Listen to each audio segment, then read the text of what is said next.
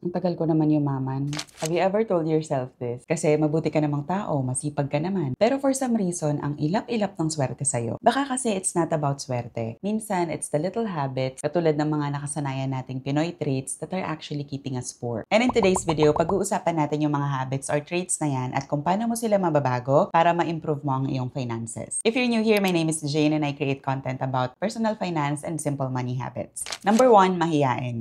Maraming Pilipino ang sobrang mahiyain, nahihiya magtanong, nahihiya manghingi ng dagdag, at nahihiya mag-present ng idea. Ang ending, ang dami nating opportunities na napapalagpas kasi hindi natin tinitake yung chance dahil nahihiya tayo. Back in high school, kapag may presentation kami, mabibilang mo lang sa daliri mo yung willing mag-present. The rest sa amin, ayaw pumunta sa harapan kasi nahihiya.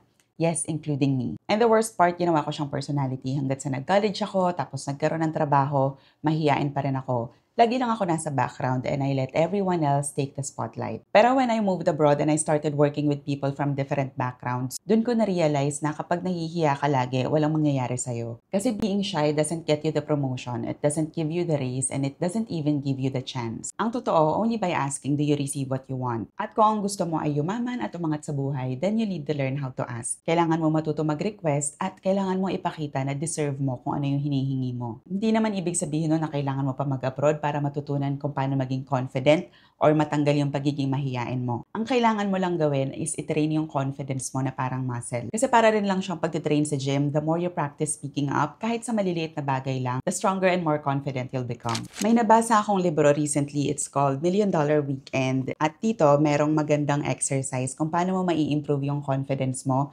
at matatanggal yung pagiging mahiyain mo. Ang kailangan mo lang gawin is next time na pupunta ka sa cafe at mag-order ka ng drink mo, ask the cashier or the barista for a free upgrade. Kung nakuha mo yung free upgrade, then good for you, pero most likely the cashier will say no. And that's perfectly fine kasi ang goal ng exercise is not for you to get a free upgrade, pero para masanay ka to speak up and ask for what you want. After that, pag na-realize mo that the worst answer you can get is a no, the fear starts to disappear. And it becomes so much easier to ask for the bigger yeses in life. Whether gusto mong mag-ask ng raise, mag-present ng business idea, or to get a better deal. Kasi every yes that you're brave enough to ask for can move you closer to your financial growth. Number 2, we are too sensitive.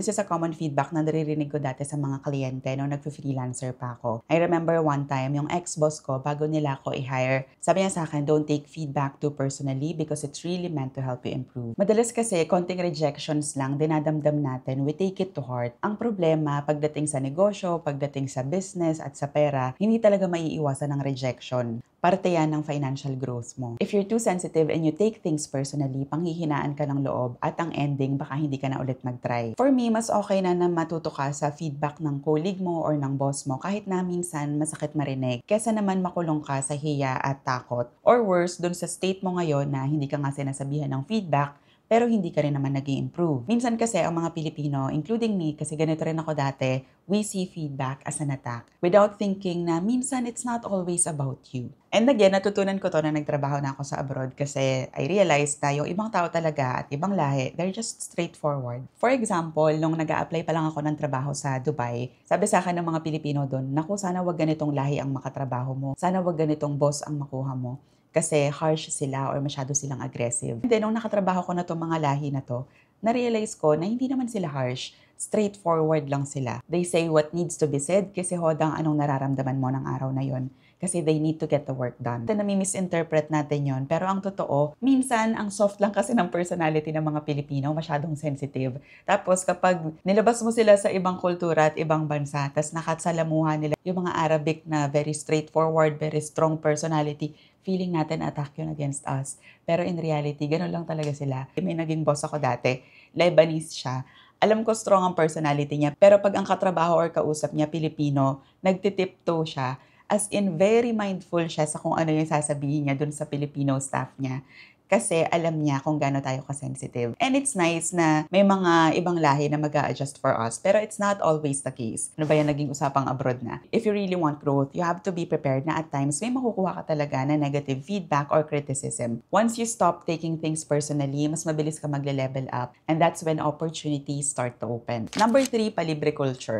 Masarap nga naman na paminsan-minsan na ilibre ka ng kape or ng inuman sa labas. Pero ang problema kapag naging habit na siya or expectation na dapat man libre ka kasi every sweldo ginagawa mo siya, so doon na siya nagsa-start na maging unhealthy kasi meron ng pressure. For example, nung nagtatrabaho pa ako, meron akong naging team na ang ganda nung camaraderie nung group namin. Lagi kaming may outing, lagi kaming magkakasama after work. At the same time, since mga nagsisimula parang naman kami magtrabaho, mga wala kaming pera. So, ang ending, minsan yung boss namin yung nape-pressure na magbayad or mag-abono muna. Probably, na-pressure lang yung TL ko at the time na ilibre kami ng ilibre. Pero, na-realize ko kung ako yung boss ko noon, hindi siya healthy sa finances ko kasi unexpected gastusin siya. Kung lagi mo siyang ginagawa, every time na lalabas kayo, malaking gastos din yun at malaking kabawasan sa budget mo. And hindi lang siya sa workplace, nangyayari din to sa household natin, lalo na yung mga OFW dyan. Kasi kapag uuwi tayo ng Pilipinas, syempre dahil galing tayong abroad, expected na every labas, ikaw ang sasagot ng lahat ng gastusin. While it's okay paminsan-minsan kasi nakakatuwa nga naman na makita mo yung pamilya mo na masaya, kung hindi na siya within your budget, then hindi na siya healthy habit. Kasi kung every time yung extra pera mo, gagastusin mo sa gala sa mall or kain sa labas, then paano naman yung ipon or investment mo? So, dapat meron lang balance. Ang masaklap kasi, pagdating sa libre culture, pati pride na dadamay. Nahihiya tayong tumanggi kasi baka isipin nila kuripot tayo or nagdadamot tayo sa kanila. Pero it doesn't mean na kuripot ka or madamot ka. It only shows na marunong ka mag-budget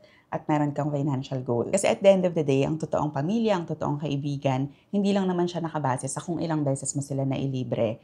I'm sure kapag napag-usapan nyo na at na-discuss mo sa kanila na meron ka ng financial goals, they will understand and most likely tutulungan ka pa nila kasi that financial growth will also help your household in the long run. Number 4, manyana habit.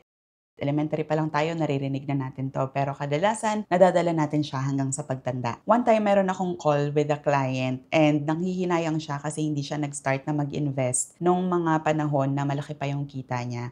And sabi ko sa kanya, mas nakakapanghinayang kung hindi ka magsa-start ngayon. So instead na isipin mo kung gaano kalaki yung nalugi mo dahil hindi ka nagsimula dati, isipin mo kung gaano kalaki yung malulugi mo kung hindi ka nagsimula ngayon. Kung lagi mong pinagpapaliban ang pag-iipon or pag-i-invest, darating ang panahon na manghihinayang ka. Time is money at kung lagi kang delayed, sayang yung oras na sana kumikita yung pera mo. I have a simple rule para maiwasan ang manyana habit. If you can do it in 5 minutes, do it now. Kasi the longer you wait, mas mahihirapan ka na magsimula. So mas okay na nasimulan mo ngayon at tapusin mo na para hindi mo na siya iisipin kinabukasan. Number 5, fiesta culture. Ang mga Pilipino napakahilig sa celebrations. Kahit na walang budget, tuloy ang handaan. Okay lang naman na mag-celebrate, wala namang problema. Siyempre gusto natin na masarap yung pagkain natin sa pagkainan at masaya ang bawat miyembro ng ating pamilya. Pero nagiging problema siya kapag umaabot na sa point na ginagalaw na natin yung savings natin or worse, nangungutang na tayo. Meron lang tayong maihanda. Kasi ang negative effect naman nun sa finances natin. And worse, kapag nangutang ka, bayarin mo pa yan in the long run. Next, masyado tayong matipid. Yes, I talk about frugal living, yung kailangan maging matipid tayo para makaipon ng pera, pero meron din naman siyang limitasyon. For example, right now, nauuso yung mga quick buy sa internet, sa mga shopping apps na hindi na natin na-check yung quality ng mga bagay na binibili natin. Basta na lang tayo add to cart at check out.